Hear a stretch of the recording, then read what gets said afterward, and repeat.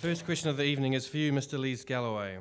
In today's Manawatu Standard, it's revealed that Horizons Regional Council has dropped legal action against Palmerston North City Council over the council's non-compliant discharge into the Manawatu River.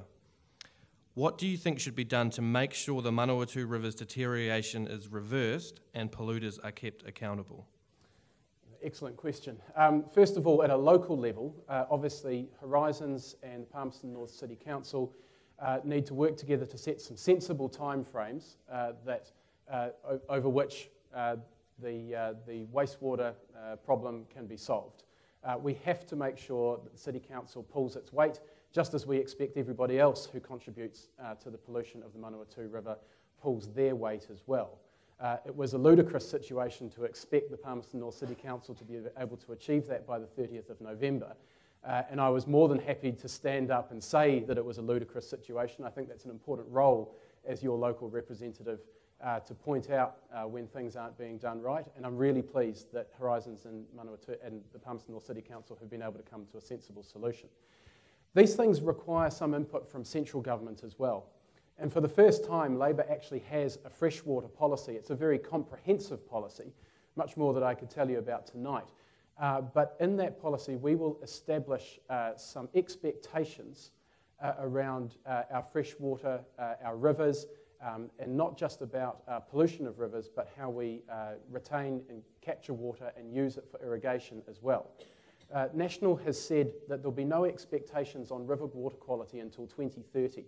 We think that's far too far away, and we need to start acting now to set some guidelines for our councils, so that for our regional councils, so that they know what central government's expectations are.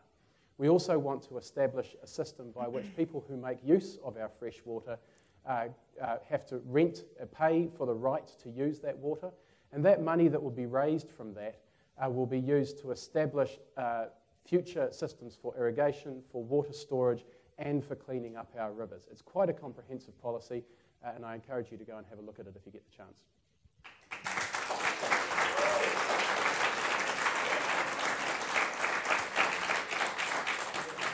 Mrs. Harpeter. The Manawatu River is our river. It's everyone in this room's river, and it's all of our responsibility to be on the back of Horizons, on everyone. And so that is what we all need to do. It's the public need to know what's been going on.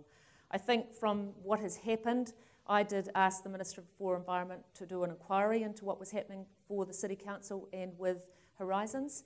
What has happened in the meantime is that these two organisations have worked it out without mediation and without court, which has actually been a fantastic outcome, because no, it hasn't cost us as ratepayers or taxpayers any money, which has been good. But we must all make sure that we are passionate about this river, because it's what it's around us.